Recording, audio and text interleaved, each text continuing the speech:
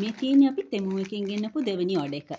පළවෙනි ඔඩර් එකේ තිබුණ අයිටම්ස් අවුලක් තිබුණ නැති නිසා අපි තව ඔඩර් එකක් දැම්මා. හැබැයි මේකේ නම් තියෙන්නේ ක්ලොත් අයිටම්ස්. විශේෂයෙන් පිරිමි ළමයින්ගේ ඇඳුම් වල ක්වලිටි එක ගැන කවුරුත්ම රිවිව්ස් දාලා තිබුණ නැති නිසා පොඩි බයකුත් තිබුණා. එන්නක බලන්න.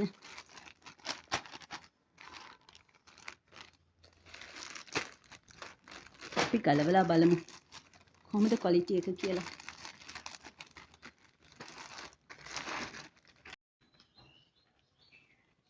මේ තියෙන්නේ දාපු ටී-ෂර්ට් එක. සයිස් එක නම් ලොකුයි වගේ.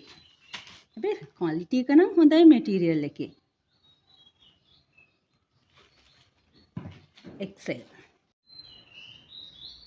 මේ තියෙන්නේ ඊළඟ ටී-ෂර්ට් එක.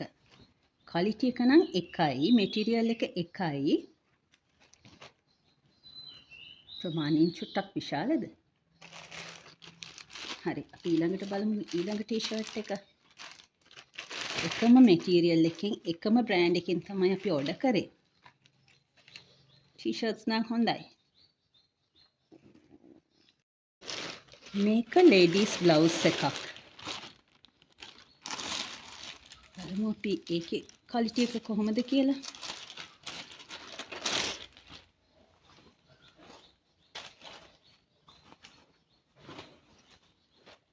ලස්සනයි. නමුත් නයිලොන් මික්ස් වගේ මැටීරියල් එකක්. හොඳයි.